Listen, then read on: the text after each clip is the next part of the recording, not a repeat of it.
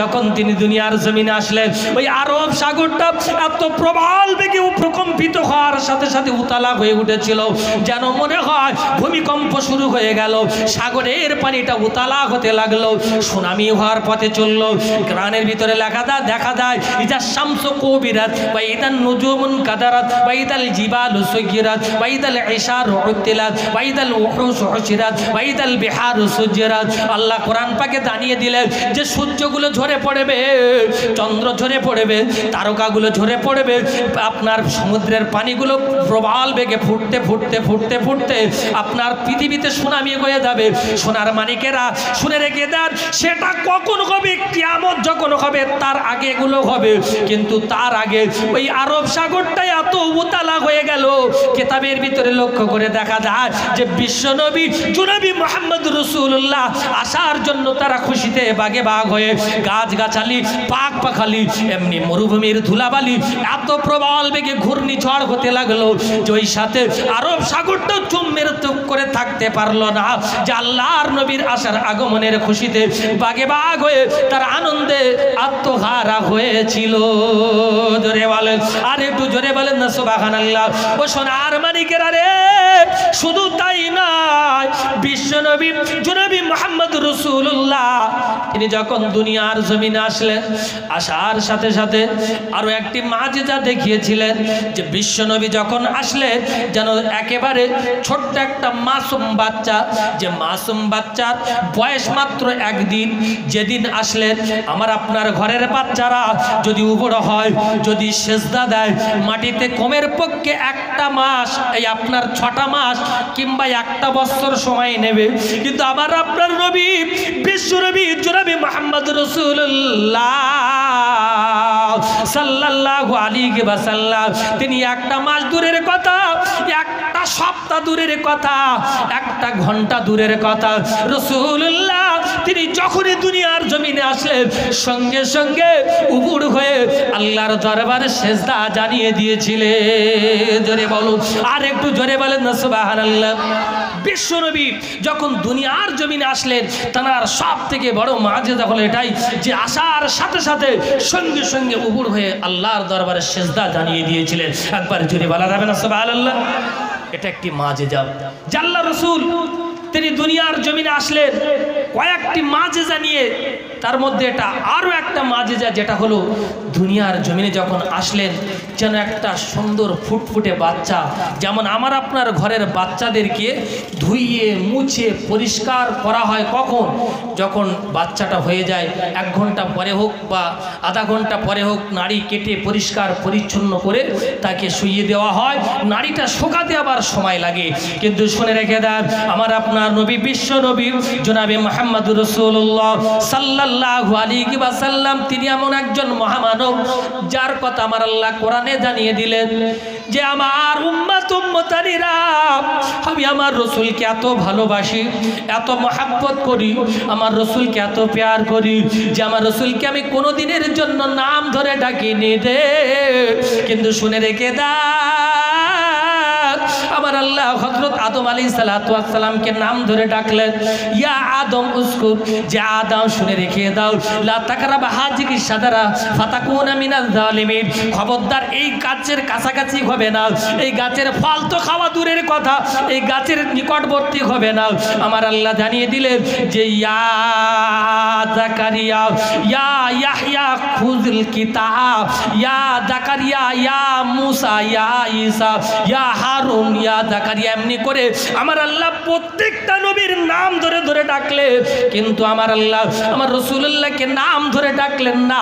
বলছেন যে আমার আল্লাহ রাসূলকে ডাকছেন ইয়া আইয়ুহাল মুজাম্মিল, ইয়া আইয়ুহাল মুদ্দাসসির, তাসির, ইয়াসির, এইভাবে আমার আল্লাহ রাসূলকে সম্বোধন করে করে ডাকতে লাগলেন।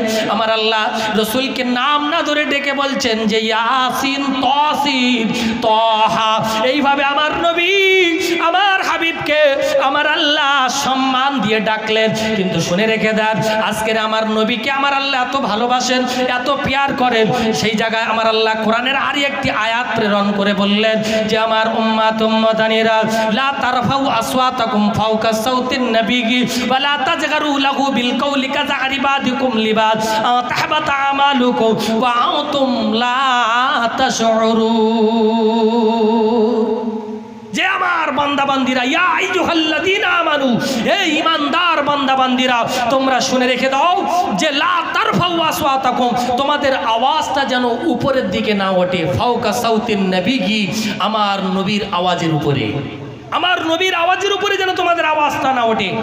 যেমন এখন দুনিয়ার জমিনে ঘটছে, যদি ছেলে ফ্রি ফায়ার খেলে, মোবাইল নিয়ে যদি মোবাইল নিয়ে বসে একটু ফ্রি ফায়ারে মন দেয়, মা বলেন আর বাপ বলেন আর বোন বলেন আর ভাই বলেন, যদি মা ডাকে যে কচি ভাত খেয়ে নে, তোমার আর ডাকার সময় নেই, যখন তখন ডাকছে, এখন একটু কাস্টম খেলছে, একটু যাচ্ছে, সময় এখন আছে, এরকম বলে না, বলে না? হ্যাঁ, এরকম বলে না, হয় না? হয়। সেজন্য দেখা যায় যে মায়ের কথার উপরে তার কথা, মা ডাকছে কচি আয় ভাত খেয়ে নি, এ তার উপরে আরো জোরে রাস করে বলছে তুমি এখন যাও, আমি যাচ্ছি। এই যে কথার আওয়াজটা একটু উদ্দে উঠে গেল, এটা হচ্ছে মায়ের ধ্বনির উপরে, মায়ের কণ্ঠস্বরের উপরে তোমার কণ্ঠস্বর জোর হয়ে গেল। তো আমার আল্লাহ রাব্বুল আলামিন রসুলের মহাব্বতে, রসুলের খাতিরে বলছে, আমার উম্মাত বান্দা বান্দিরা তোমরা শুনে রেখে দাও যে যদি তোমাদের কথার আওয়াজটা রসুলের কথার উপরে উঠে যায়, যদি তোমাদের ধ্বনিটা, তোমাদের কণ্ঠস্বর যদি তোমাদের রসুলের কণ্ঠস্বরের উচ্চে চলে যায়, তাহলে শুনে রেখে দাও তোমাদের আমালগুলোকে এমনভাবে শেষ করে দেব যে লা তাশউরুন, তোমরা কিছুই বুঝতে পারবে না, তোমরা কাফের বেঈমান হয়ে যাবে। সুতরাং রসুলের উপরে তোমরা গাদ্দারি করতে যাও না।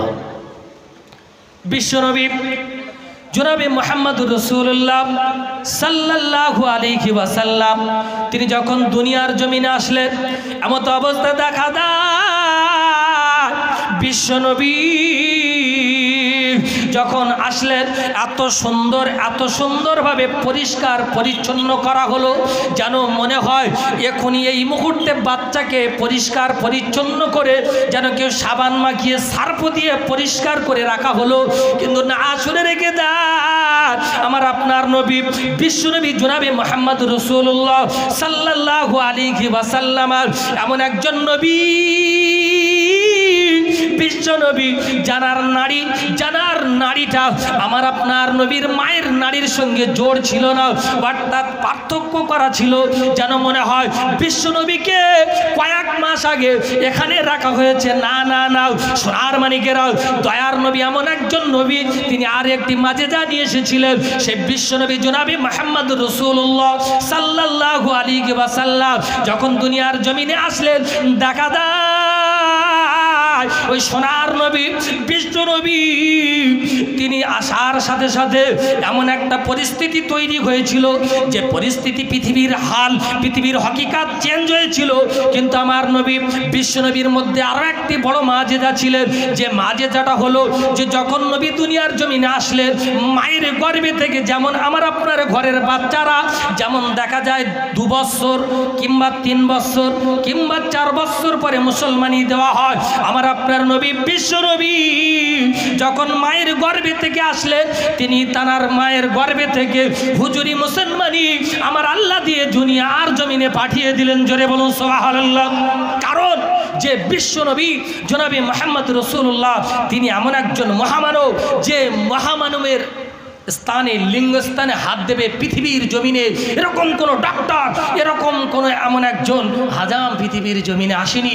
এই জন্য বিশ্বনবী জনাবে মুহাম্মদ রাসূলুল্লাহ কে আমার আল্লাহ তাআলা মায়ের গর্ভে থেকে মুসলমানি দিয়ে পাঠিয়ে দিয়েছিলেন। জোরে বলেন না সুবহানাল্লাহ।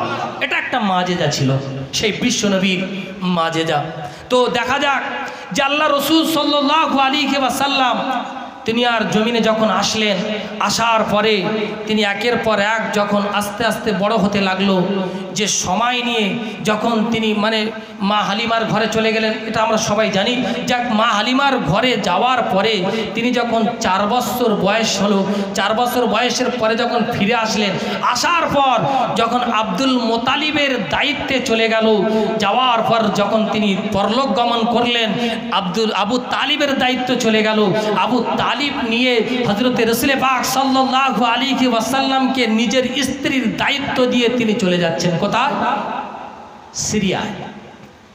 হযরতে আবু তালিব নিজের ভাইপো মুহাম্মদকে নিয়ে যখন নিজের স্ত্রীর দায়িত্ব দিল, বিবি রে, ও আমার বিবি শুনে রেখে দাও যে আমি আবু তালিব চলে যাচ্ছি আমার ভাইপোর গায়ে, যেন একটা ফুলের আঁচড় কেউ না করে।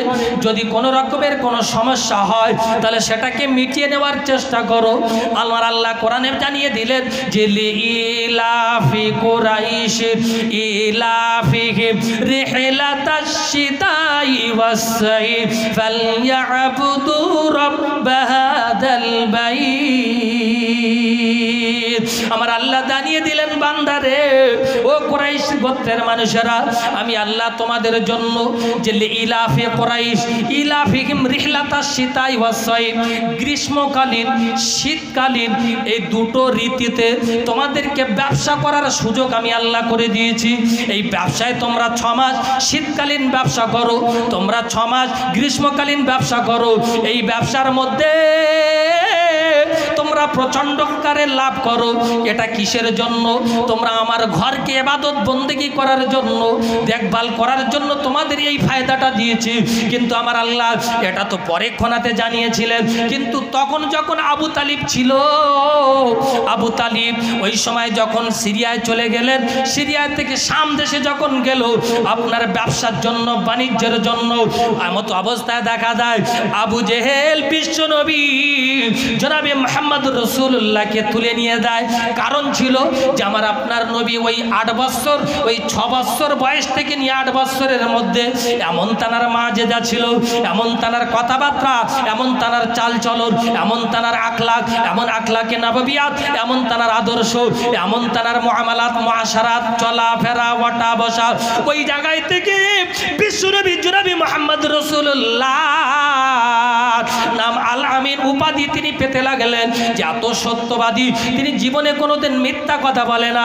কিন্তু আবু জেহেল লক্ষ্য করে দেখে যে মুহাম্মদকে যদি এই মুহূর্তে কে মেরে না দেওয়া যায়, একে যদি শেষ করে না দেওয়া যায়, তাহলে দেখা যায় যে এ বড় হয়ে এমন একটা কিছু করবে, আমাদের বংশকে শেষ করবে, বা আমাদের যে নীতি নির্দেশ আমাদের চলে আসছে পরম্পরায়, আমাদের বংশ পরম্পরায় চলে আসছে, সেটাও শেষ হবে, সেটার উপরে কালিমা দিয়ে দেবে।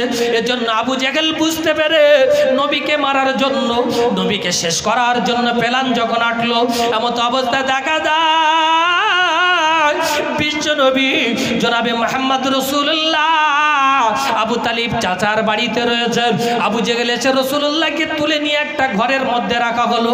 রাখার পরে একেবারে অন্ধকার ঘরে বিশ্বনবীর মাজেজাটা একটু দেখুন, খেয়াল করুন, মাজেজা নিয়ে একটু আলাপ আলোচনা হচ্ছে। সেই বিশ্বনবী জনাবে মুহাম্মদ রাসূলুল্লাহ সাল্লাল্লাহু আলাইহি ওয়াসাল্লাম যখন তানাকে নিয়ে যাওয়া হলো, নিয়ে যাওয়ার পরে একটা অন্ধকার কুঠরির মধ্যে রাখা হলো। রাখার পরে আবু জেহেল চিন্তা ভাবনা করছে নিজেদের আত্মীয় স্বজনের সঙ্গে যে মুহাম্মদকে তো আমি নিয়ে এসেছি, তাহলে মুহাম্মদকে কিভাবে মারা হবে, এইভাবে প্ল্যান করতে লাগলো। মুহাম্মদকে মারার জন্য একটা 8 বছর 6 থেকে 8 বছর শিশু সন্তানকে মারার জন্য আবু জেহেল নিজের বংশের সঙ্গে বসে আলাপ আলোচনা করছে যে কিভাবে মুহাম্মদকে মারা যায়। নিজেদের ভিতরে একটা আলাপ আলোচনার মজলিস আছে যে কিভাবে কি শেষ করা যায়, তোমরা একটা পরামর্শ রায় দাও। কেউ বলছে এই মুহূর্তে মেরে দাও, কেউ বলছে না একটু গভীর রাত্রে মারা হোক, কেউ বলছে না একে যদি এইভাবে মারা হয় তাহলে যদি আবু তালেব বুঝতে পারে তাহলে কিন্তু আমাদের আর রেহাই থাকবে না। বলছে আবু তালেব নেই, টেনশন নেই, বলে তাহলে একে এই মুহূর্তে মারা হোক। প্ল্যান করছে। একটা ছোট বাচ্চাকে মারার জন্য এত যদি প্ল্যান হয়, তাহলে চিন্তা করে দেখুন যে ওই বাচ্চাটা কি ছিল বা তার আদর্শটা কি ছিল আর মাজেদাটা কি তিনি সেই সময় দেখাতেন। একটু খেয়াল করে শোনো। বিশ্বনবী জনাবে মুহাম্মদ রাসূলুল্লাহ সাল্লাল্লাহু আলাইহি ওয়াসাল্লাম যখন নিয়ে রাখা হলো অন্ধকার ঘরে, আবু জেহেল মারতে যাবে। হঠাৎ আবু তালিব তিনি নিজের বাড়িতে ফিরে এসে নিজের স্ত্রীকে বলছে, স্ত্রী ও আমার বিবিরে, আমার ভাইপো মুহাম্মদ কোথায়? বলে কেন, কি হয়েছে? বলছে আমার ভাইপো মুহাম্মাদের জন্য আমার বড় প্রাণটা জ্বালা করে, মনটা বড় কাঁদে, আমার দেখতে বড় ইচ্ছা করছে, এই জন্য আমি ব্যবসা ছেড়ে চলে এসেছি। ওই সময় বিবি বলে, আমার স্বামী রে, আমার স্বামী, তুমি তো আমাকে দায়িত্ব দিয়েছিলে, কিন্তু আমি সে দায়িত্ব পালন করতে পারিনি, কারণ তোমার ভাই আবু জেহেল তোমার ভাইপো মুহাম্মদকে তুলে নিয়ে গেছে, এতক্ষণ তাকে মেরে দিয়েছে, শেষ করে দিয়েছে।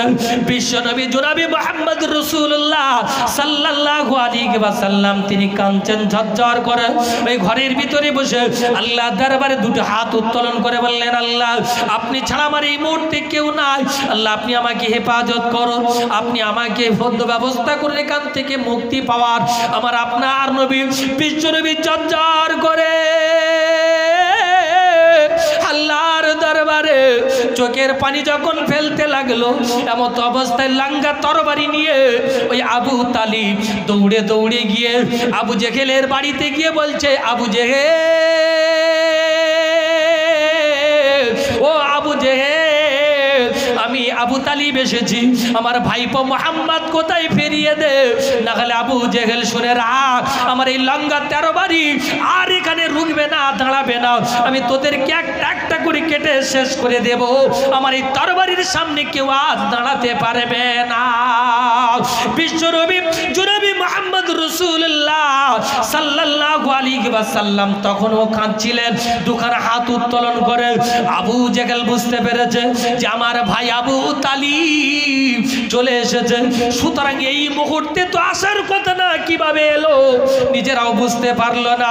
ওই আবু তালিব যখন এই আওয়াজটা দিয়ে দিল, রণহুঙ্কার দিয়ে দিল, আমার আল্লাহ রাব্বুল আলামিন জানিয়ে দিলেন যে আমার বান্দা বান্দিরা, যে আমার রসুলকে কেউ মারবে, আমার রসুলকে কেউ শেষ করবে, আমার রসুলকে কেউ যদি ক্ষতি করার চেষ্টা করে, সেটা আমি হতে দেব না, কারণ আমি আল্লাহ, আমার রসুলের দায়িত্ব আমি নিজে নিয়েছি। কারণ আমার আল্লাহ কোরআনে জানিয়ে দিলেন যে ওয়াদ-দুহা ওয়াল-লাইলি ইযা সাজা মা ওয়াদ্দাকা রাব্বুকা ওয়া মা ক্বালা ওয়ালাল আখিরাতু খায়রুল লাকা মিনাল উলা ওয়ালা সাওফা ইউতিকা রাব্বুকা ফাতারদা। যে আমার নবী বিশ্বনবী জনাবে মুহাম্মদ রাসূলুল্লাহ এই জায়গায় আমার আল্লাহ কসম করছেন, কসম ওয়াদ-দুহা, এখানে দিনের কসম করছেন, কিন্তু এখানে দিন থেকে আমরা যে দিন বুঝি, আজ রাত সকাল হলে দিন হবে, এই দিনকে বুঝি, কিন্তু শুনে রেখে দেন আল্লাহ রাব্বুল আলামিন এখানে যে আমার ওয়াদ-দুহা বলে কসম করলেন, কিন্তু তাফসীরে কিতাবের ভিতরে লক্ষ্য করে দেখা যায় যে ওয়াদ-দুহার আরো একটা মানে আমার আল্লাহ বর্ণনা দিয়েছেন। সেটা কি, যে আমার আল্লাহ এখান থেকে বান্দার আরো একটা মুহাদ্দিসে হাদিস মুফাসসিরে কোরআন তার আরো একটা রিওয়ায়াত নিয়েছে কি, যে ওয়াদ-দুহা বলতে যে আমার রসুলের মুখমণ্ডলের কসম, আমার রসুলের চেহারার কসম করে বলছেন, যে আমার আল্লাহ বলছে রে এই আমার বান্দা বান্দিরা, আমি আমার রসুলের মুখমণ্ডলের কসম করে বলছি, ওয়াল-লাইলি ইযা সাজা, যে আমার আল্লাহ আবার জানিয়ে দিচ্ছেন যে ওয়াল-লাইলি ইযা সাজা, ওই রাতের কসম যে রাত একেবারে ঘন অন্ধকার হয়, কিন্তু আমার আল্লাহ তাফসীর ইবনে কাসিরের মধ্যে জানিয়ে দিলে যে ওয়াদ-দুহা ওয়াল-লাইলি ইযা সাজা, মানে আমার আল্লাহ চুলের কসম করছেন, যে রসুলের কালো কেশের কসম, অর্থাৎ রসুলের যে কালো কেশ কালো চুল, এই কসম করে জানিয়ে দিলাম যে আমি রসুলকে ত্যাগ করিনি, আমার রসুল আমার থেকে মানে বিতাড়িত হয়নি, দূরে সরে যায়নি।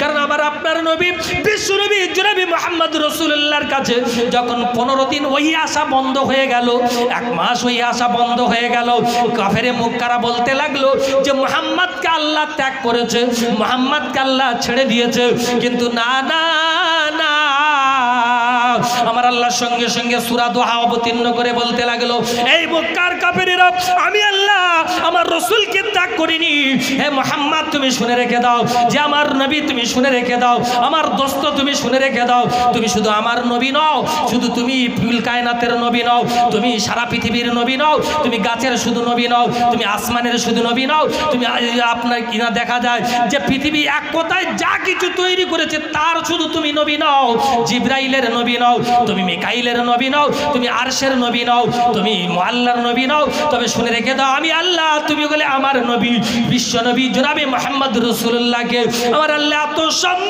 সম্মান দিলে যে আমার রাসূল আমি তোমাকে ত্যাগ করিনি।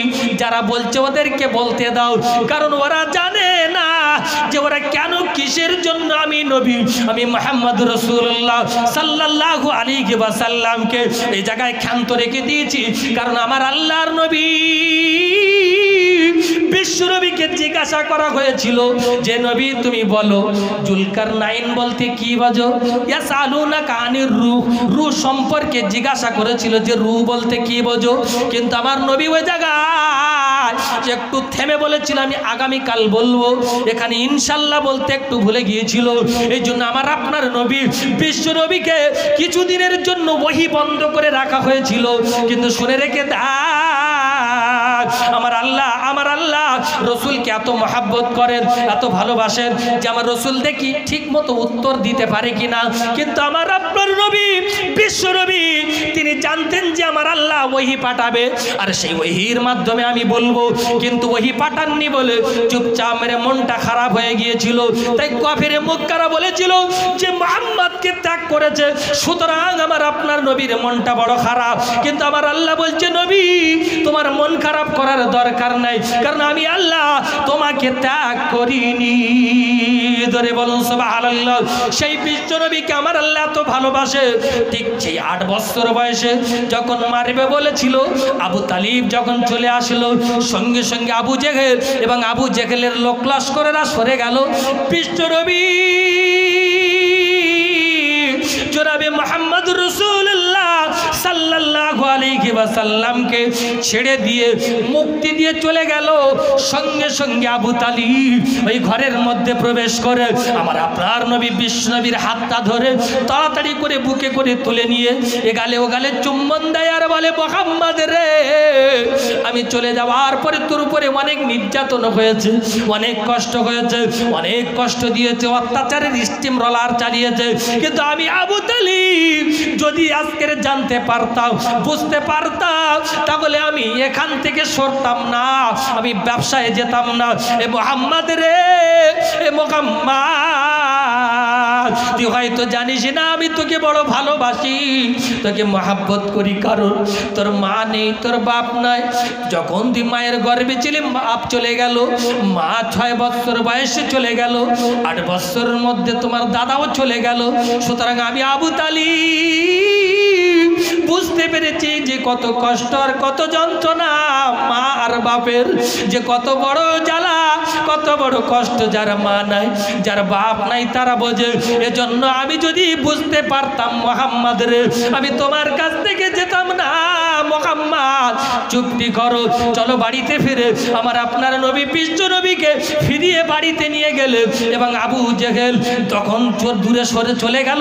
যাওয়ার পরে নিজে নিজে বলতে লাগলো যে আমার ভাই আবু তালিব কি করে এলো, যেটা হলো 1 মাসের রাস্তা, কিন্তু কেতাবের ভিতরে লেখা আছে, দেখা যায় বিশ্ব নবী যখন আল্লাহর কাছে চেয়েছিল যে আল্লাহ আপনি আমার এখান থেকে মুক্তির উপায় দিয়ে দিন, আমার বাঁচার রাস্তা তৈরি করে দিন, আমার আল্লাহ ওই আবু তালিবের দিলের ভিতরে অন্তরের মধ্যে এত মহাব্বত, এত গাঢ় ভালোবাসার সৃষ্টি করে দিয়েছিল যে মহাব্বতের টানে, যে ভালোবাসার টানে আমার আল্লাহ 1 মাসের রাস্তাকে কয়েক সেকেন্ডের মধ্যে পৌঁছে দিয়েছিল। জোরে বলেন, আর একটু জোরে বলেন না সুবহানাল্লাহ। এটাও ছিল আমার আপনার নবী বিশ্ব নবীর একটা হলো মাজেজা। এটাও আমার আপনার নবী বিশ্ব নবী জনাবে মুহাম্মদ রাসূলুল্লাহর একটা মাজেজা, যে যখনই মারার প্ল্যান নিয়েছিল আল্লাহর দরবারে দোয়া রেখেছিল, 1 মাসের রাস্তা আবু তালিব কয়েক মিনিটের মধ্যে এসে পৌঁছে নিজের ভাইপো মুহাম্মদকে বাঁচিয়ে নিল। একবার জোরে বলা যাবে না সুবহানাল্লাহ? আচ্ছা, আবু তালিবকে কষ্ট দেবে না আযাব হবে, এটা কি আমাদের জানা আছে? তো সবার জানা আছে যে আবু তালিবের পায়ের নিচে আগুনের একটা চটি পরিয়ে দেওয়া হবে, আগুন লাগবে, যন্ত্রণা হবে, আযাব হবে। সেটা কোন পর্যন্ত? গোরগাঁট পর্যন্ত, ওর ওপর থেকে আর কিছুই করা হবে না, মানে কোন আযাব গজব হবে না।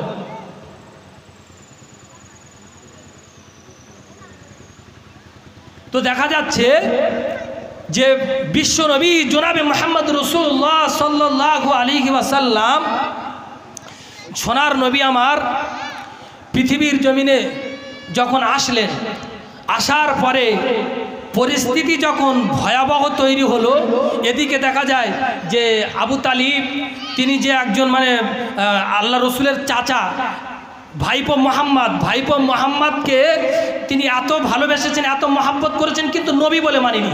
তো আমরা কি জানি যে আবু তালিবের পায়ের নিচে একটা আগুনের চটি দেওয়া হবে, আযাব হবে, গোরগাঁট পর্যন্ত উপরে হবে না। সুতরাং এটা কিসের জন্য? মোহাম্মদকে ভালোবাসার জন্য। সেটা নবী বলে নয়, ভাইপো বলে।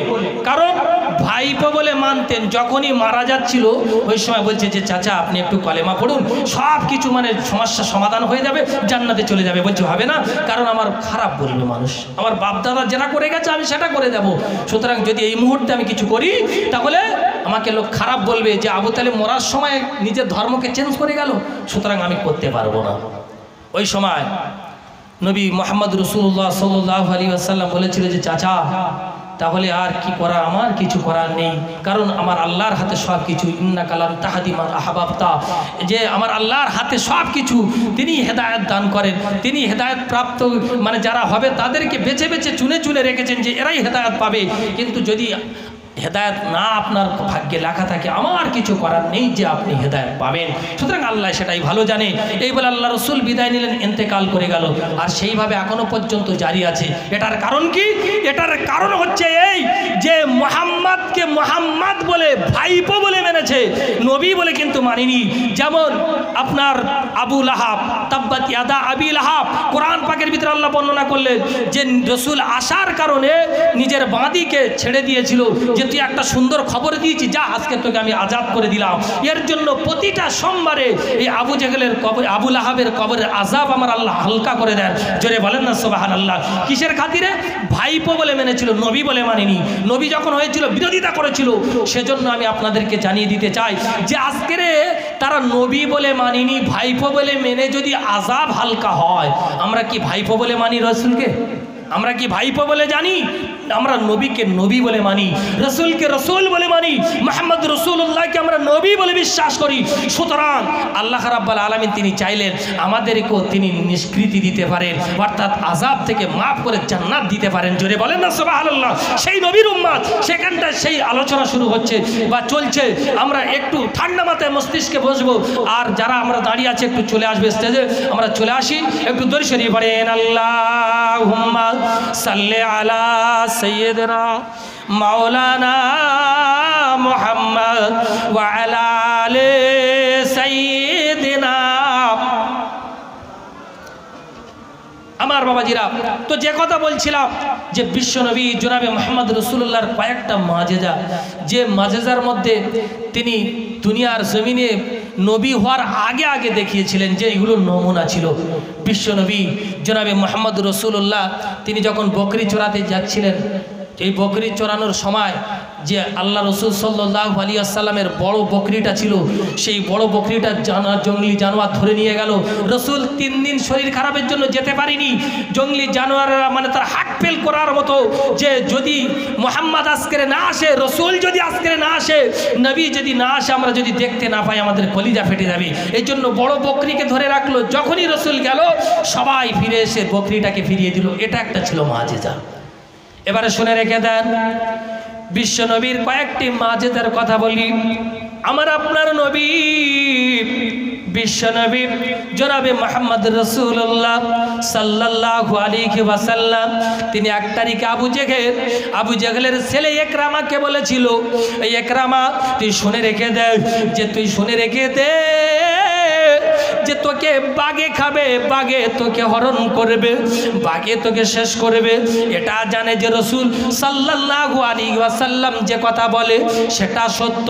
আরো বলারা যতই বিরোধিতা করুক না কেন, নবী যেটা বলতো সেটা সত্য, সেটা কোনোদিন মিথ্যা কথা না। কারণ উপাধি পেয়েছিল, আল আমিন লকাব পেয়েছিল সেই বিশ্ব নবী জনাবি মুহাম্মদ রাসূলুল্লাহ সাল্লাল্লাহু আলাইহি ওয়াসাল্লাম। তখন যখন এই কথা বলল, ওই ইকরামা সে কি করলো, নিজের বাড়িতে ছিল, নিজের একটা পাহাড়ের উপরে যাবে, যে এমন একটা জায়গায় যাব, এমন একটা জায়গায় থাকবো যে নবী মুহাম্মদ যে কথা বলেছে এই কথা অনুযায়ী যেন বাঘে আমাকে না খেতে পারে, যেন কোনো জন্তু জানোয়ার, জঙ্গলি জানোয়ার আমাকে না শেষ করতে পারে, আমাকে না খাদ্য খাবার হিসেবে ব্যবহার করতে পারে। এই বলে ইকরামা চলে গেল এক জঙ্গলে। জঙ্গলে যখন চলে যায় মানে পাহাড়ের উপরে উঠে যায়, যেমন একটা পাহাড় যেখানে জঙ্গলি জানোয়ারের আসার কোনো আশঙ্কা নেই।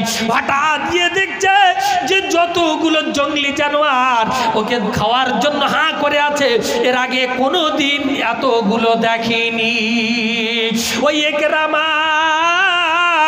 বিশ্বনবী জনাবে মুহাম্মদ রাসূলুল্লাহর কথাটা স্মরণ করে দেয় যে মুহাম্মদ রাসূলুল্লাহ যে কথা বলেছে এই কথা কোনো দিনের জন্য মিস হবে না। কিন্তু কিতাবের ভিতরে লেখা দেখা যায় যে ওই ইকরামা একদিন রাসূলুল্লাহ সাল্লাল্লাহু আলাইহি ওয়াসাল্লামের মজলিসে গিয়ে রাসূলুল্লাহর সঙ্গে করমর্দন করেছিল, হাতে হাত দিয়ে মুসাফা করেছিল। তো দেখা যায় ওই জঙ্গলি জানোয়ারেরা যে ইকরামাকে খাবে বলে হাঁ করে বসেছিল, এমন তো অবস্থা কিন্তু ইকরামাকে আর খেতে যাচ্ছে না। যখন খেতে যাচ্ছে না, জঙ্গলি জানোয়ারেরা যেন একটু পিছু পিছু ভাব, পিছনে হটা ভাব, বলছে ব্যাপারটা কি, কারণটা কি। ওই সময় ওই ইকরামা জঙ্গলি জানোয়ারদেরকে বলেছিল, এই জঙ্গলি জানোয়ারেরা মুহাম্মদ রাসূলুল্লাহ বলেছে যে ইকরামাকে বাঘে খাবে, কিন্তু এই মুহূর্তে তোমরা কেন পিছনে হটছো, কেন চলে যাচ্ছ, আমাকে কেন খাবে না, আমাকে খেয়ে ফেলো। ওই সময় জঙ্গলি জানোয়ারেরা মাথা নেড়েছিল যে না রে না, এই ইকরামা রে তোকে আমরা খাবো না, খাবো না। কারণ শুনে রেখে দে, রাসূল যেটা বলেছে সেটা তো সঠিক, সেটা তো সত্য কথা, কিন্তু তোর গায়ে থেকে রাসূলুল্লাহ সাল্লাল্লাহু আলাইহি ওয়াসাল্লামের গায়ের খুশবু তোর গায়ে থেকে আসছে, সুতরাং তোকে খাওয়া যাবে না। কারণ যদি তোকে আমরা খেয়ে ফেলি, তোকে আমরা যদি খাদ্য হিসেবে ব্যবহার করি, আমার রাসূলুল্লাহর গায়ের খুশবুর অসম্মানী করা হবে, সুতরাং আমি তোকে খাবো না। জোরে বলেন, আর একটু জোরে বলেন না সুবহানাল্লাহ। যে আল্লাহ রসুলের গায়ের খুশবু ইকরামার গায়ে থেকে যখন আসছিল, তখন চিন্তায় পড়ে গেল বাঘেরা, জঙ্গলি জানোয়ারেরা, যে রসুলের খুশবু এর গায়েতে কি করে আসে, এর গায়েতে বাড়ানোর কারণটা কি। ওই সময় ইকরামার মানে স্মরণ পড়ে গেল যে আমি রাসূলুল্লাহ সাল্লাল্লাহু আলাইহি ওয়াসাল্লামের সঙ্গে একদিন মুসাফা করেছিলাম, একদিন করমর্দন করেছিলাম, এই জন্য রসুলের গায়ের খুশবুটা আমার গায়ে থেকে বার হচ্ছে, এজন্য জঙ্গলি জানোয়ার আমাকে ভক্ষণ করছে না। রসুলের খাতিরে, রসুলের মহাব্বতে, রসুলকে ভালোবাসে, তাই সঙ্গে সঙ্গে ইকরামা ওখান থেকে ফিরে এসে আল্লাহ রসুলের হাতে হাত দিয়ে সঙ্গে সঙ্গে মুসলমান হয়ে গিয়েছিলেন। একবার জোরে বলেন না সুবহানাল্লাহ, নারে তাকবীর। আমার বাবাজিরা, এটাই ছিল রাসূলের একটা মুআজিজা। যে আল্লাহ রাসূল সাল্লাল্লাহু আলাইহি ওয়াসাল্লামের মুআজিজা আমরা সবাই জানি, কিন্তু আমরা কি বলি যে রসুল যা আমরা তাই, রসুল যে মানুষ আমরা সে মানুষ, এটা আমরা তো বলে থাকি। কিন্তু রসুল তো মানুষ, রসুলের তো হাত আছে, পা আছে, চোখ আছে, নাক আছে, কান আছে, কিন্তু রসুলের কথার উপরে আপনি কথা বলে দেখুন আপনার অবস্থাটা কি দাঁড়ায়। আপনি সারা জীবন ইবাদত বন্দেগী করেছেন, সব শেষ হয়ে যাবে।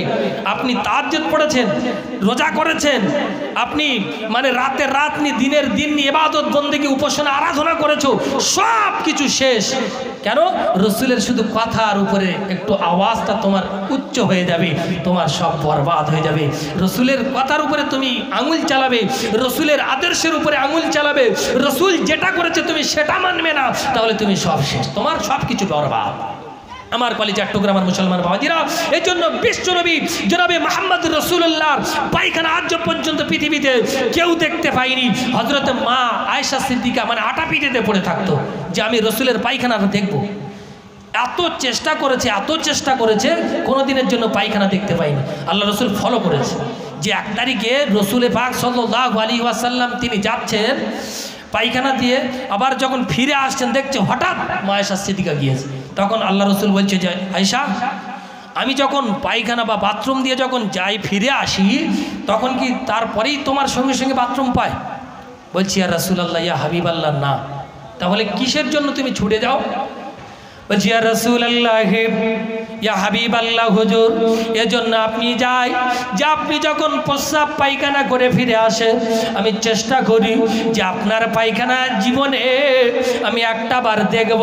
আমি তো কোনো দিনের জন্য পায়খানা আপনার দেখতে পাইনি। আমি চেষ্টা করি যে আপনি যেখানে পায়খানা করেন সেখানে গিয়ে দেখি যে সেখানে কোনো পায়খানা নাই। সেখানে যাওয়ার পরে দেখি যেন এত সুন্দর মেশকি আম্বরের মতো সেক বার হয় যে আমি সেই জায়গায় গিয়ে দেখতে পাই যে কোনো কিছুই নেই। এই মেশকি আম্বরের সেন্টে, এই যে এত সুন্দর সুস্বাদু সেন্ট, এত সুন্দর মেশকি আম্বরের থেকে সুস্বাদু সেন্ট, এই সেন্টটা নেওয়ার জন্য, এই ঘ্রাণটাকে আমি নেওয়ার জন্য আমি আয়েশা ওই জায়গায় আপনার আসার সাথে সাথে আমি আয়েশা ওই জায়গায় হাজির হয়ে যাই। জোরে বলেন, আর একটু জোরে বলেন না সুবহানাল্লাহ। যে আমি আয়েশা এই জন্য যাই যে আপনি যখন বাথরুম থেকে ফিরে আসেন, টয়লেট থেকে আপনি যখন চলে আসেন, তখন আমি এই জন্য যাই যে ওখানে এত সুন্দর একটা সুঘ্রাণ বার হয়, যেখানে আমি যাওয়ার সাথে সাথে যেন আমি পৃথিবীর জমিন থেকে অন্য কোথায় যেন হারিয়ে যাই। এজন্য আমি ওখানে দৌড়ে ছুটে যাই যে ওই সুঘ্রাণটা নেওয়ার জন্য। আল্লাহ রাসূল সাল্লাল্লাহু আলাইহি ওয়াসাল্লামের পায়খানা দিয়ে সুঘ্রাণ। আর আমরা যদি গিয়ে পায়খানা করে দিয়ে আসি, যদি কারোর স্ত্রী এরকম যায় পায়খানার বাথরুমে, মানে কড়ির উপরে যদি ঝেড়ে পানি না দিয়ে আসে, বলবি সর্বনাশ, কদিনের মাল জমিয়ে রেখেছিল তার ঠিকই। হ্যাঁ, এর থেকে মানে যদি একটু মানে বিষ গুলে দেয় আমি খেয়ে শেষ হয়ে যাবো, এরকম একটা জিনিস রেখে দিয়ে গেছে, এত দুর্গন্ধ, কতদিন মানে খাইনি, মানে যে মানে এরকম একটা ব্যাপার চেপে চেপে রেখে আর পায়খানা করে ফিরে এসছে, এত দুর্গন্ধ। কিন্তু আজকের আপনি বলুন যে রসুলের পায়খানা কেউ দেখতে পায়নি। হযরতে আয়েশা সিদ্দিকার জীবনে যতদিন ছিলেন দেখার চেষ্টা করেছে, দেখতে পাইনি। আর আমাদের পায়খানা মানে তার পায়খানা ছিল সুঘ্রাণ, আর আমাদের পায়খানা মানে কুকুরের থেকে আরও মানে খারাপ জিনিস। সেই রকম একটা জিনিস যে আপনি যদি এখন পায়খানা এত মানুষের পেটে যা মানে রোগ বা গ্যাস যদি রাস্তায় রেখে দেন, কুকুরেও মুখ দেবে না, এরকম একটা ব্যাপার। তো সেই জায়গায় আমার আপনার পায়খানার পরিস্থিতি এই, তাহলে রসুল যে মানুষ, আমরা সেই মানুষটা হয় কি করে? সেই মানুষটা কি করে হয় একটুখানি ভেবে দেখুন তো। তাহলে রসুল পাক সাল্লাল্লাহু আলাইহি ওয়াসাল্লামের মাজিজা, যে মাজিজার কথা বললে সারা রাত কেটে যাবে ইনশাআল্লাহুল আজিজ, শেষ হবে না। কিন্তু আমার মুরব্বী, আমার বাবাজিরা, আমি আপনাদের কাছে বলতে চাই যে আল্লাহ রসুলের মাজিজা এত প্রখর ছিল যে আজকের পৃথিবীর জমিনে অন্যান্য নবীদের মাজিজা কিন্তু শেষ হয়ে গেছে, অন্যান্য নবীদের মাজিজা চলে গেছে, কিন্তু আমার আপনার নবী, বিশ্ব নবী জনাবে মুহাম্মদ রাসূলুল্লাহর মাজিজা এখনো পৃথিবীতে জীবিত আছে। জোরে বলেন না সুবহানাল্লাহ, আরেকটু জোরে বলেন না সুবহানাল্লাহ।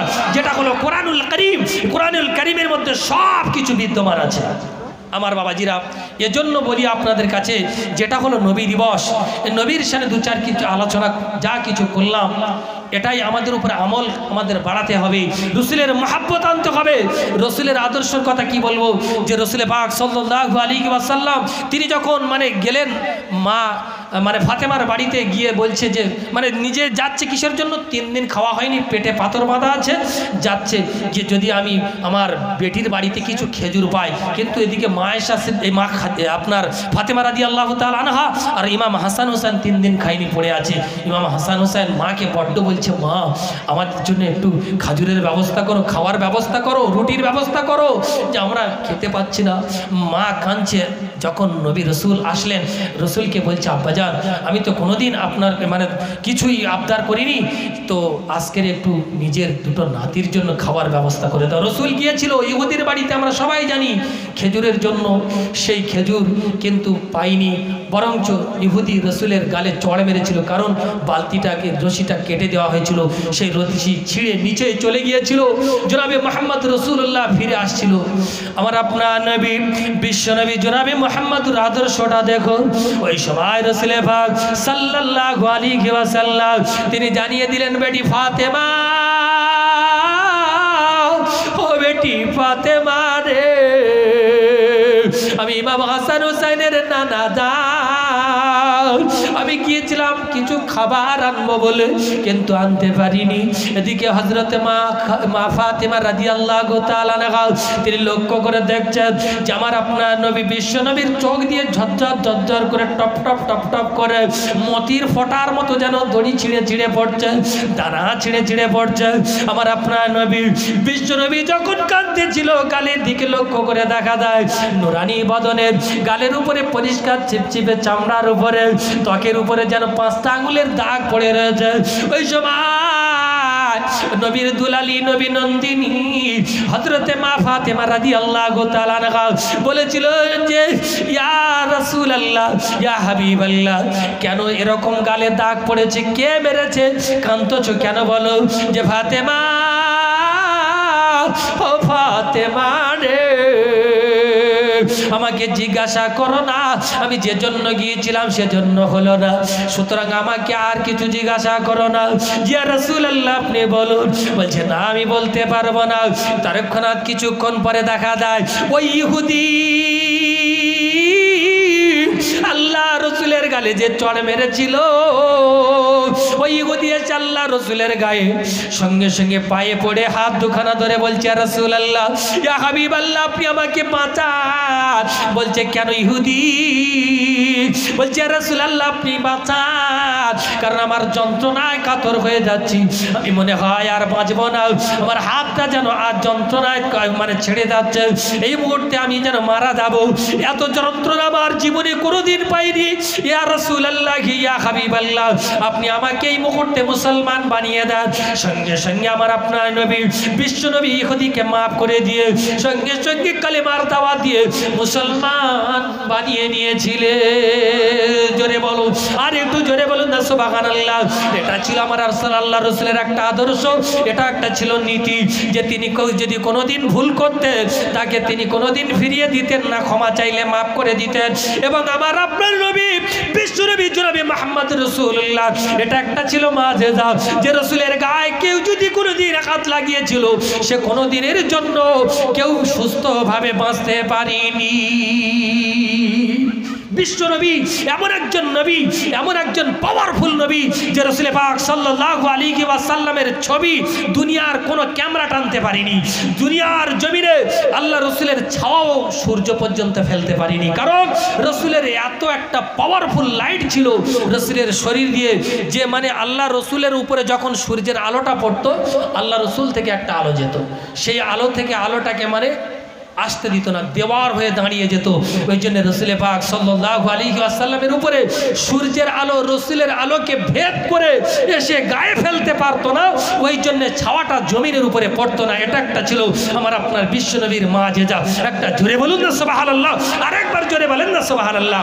যে বিশ্বনবী এত পাওয়ারফুল নবী ছিল যে নবীর ক্যামেরা যখনই কেউ ধরতো বা আনতো সে ফটোটাই চলে যেত, শেষ হয়ে যেত। কারণ লাইটের সামনে আপনি একটা সূর্যের সামনে ক্যামেরা ধরবেন দেখবেন একটা আলো মানে একটা যেন ধোঁয়া হয়ে আছে, কারণ ওর একটা গতি, ওর একটা লাইটের পাওয়ার, যে পাওয়ারে আপনার ক্যামেরা টানতে পারছে না। তো পৃথিবীর জমিনে এরকম কোনো পাওয়ারফুল ক্যামেরা তৈরি হয়নি যে ক্যামেরা রসুলের ছবিকে তৈরি করবে, যে ক্যামেরা রসুলের আকার আকৃতিকে ধরে রাখতো, বা সূর্যের ক্ষমতা হয়নি যে আমি মাটিতে ছাওয়া ফেলবো।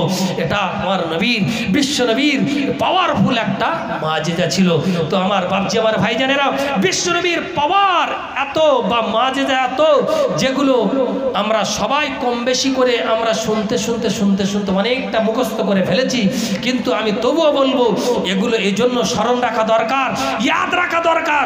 যদি আপনি এই আলোচনার মজলিস বন্ধ রাখেন, আলোচনার মজলিস যদি আপনি নবী দিবস না দেন, নবী দিবস বন্ধ যদি করে দেন, আপনার ছেলেরা এরপরে মানে এই রসুলের সম্পর্কে যে মুআজিজাগুলো, রসুলের যে নাম, রসুলের মায়ের নাম, রসুলের দাদার নাম, বাপের নাম, সব কিছু আস্তে আস্তে ভুলতে বসবে। আর যদি বলেন যে মাদ্রাসা মসজিদে সমস্ত ছেলেরা কি মাদ্রাসা মসজিদে যাওয়া সম্ভব? সব জায়গায় সমস্ত মাদ্রাসায় যাওয়া সম্ভব নয়। এজন্য এই বাচ্চারা যারা আছে এরা আস্তে আস্তে কিন্তু ভুলতে বসবে। যা আমাদের মুরব্বীরা আছে 1 বছর পরে আর 1 বছর পরে গিয়ে জিজ্ঞাসা করবেন, 1 বছর গ্যাপ হবে, তার পরের বছর গিয়ে জিজ্ঞাসা করবেন যে নবীর দাদার নাম কি, বলবে আব্দুল মুতালিব। কি বলবে? আব্দুল মুতালিব। কিন্তু রসুলের দাদার নাম ছিল সাহেবা। যে মোতালিব মানে হলো একজন ব্যক্তির নাম, আব্দুল মানে হলো গোলাম। মোতালিবের গোলাম ছিল রসুলের দাদা। তো এটাই কিন্তু আমরা সবাই জানি যে আব্দুল মোতালিব, কিন্তু আসল নাম যে সাইবা এটা আমরা মানে কম বেশি সবাই জানি না।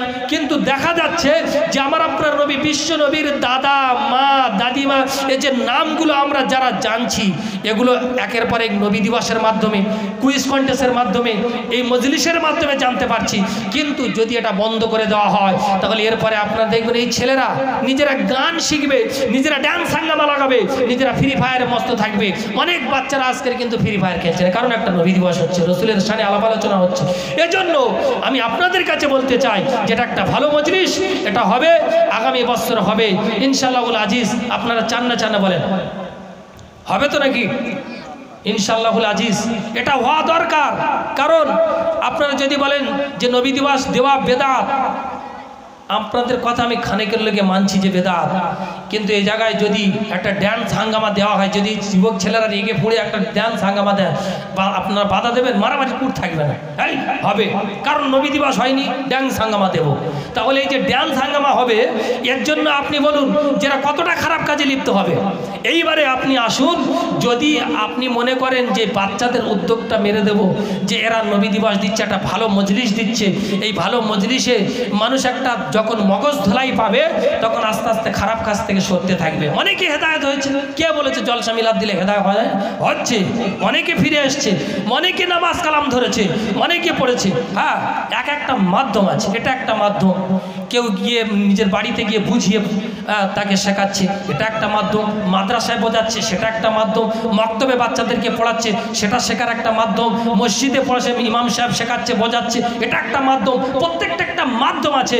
তো সেই জন্য আমি আপনাদের কাছে বলতে চাই যে এটা হবে আগামী বছরে ইনশাআল্লাহুল আজিজ। আপনাদের কাছে আমি বলবো যে আগামী বছর কেউ আছেন যে আমি এই নবী দিবস হবে তার জন্য আমি 1000 টাকা দেব, আমি তার জন্য খাস করে দোয়া করব। 1000 টাকা, এরকম একজন ব্যক্তি যে বলেন যে আমি তার জন্য 1000 টাকা দেব, যে 1000 টাকা আগামী বছর নবী দিবসে কাজে লাগবে, আর সেখানে আল্লাহ রসুলের কথা হবে এবং আল্লাহ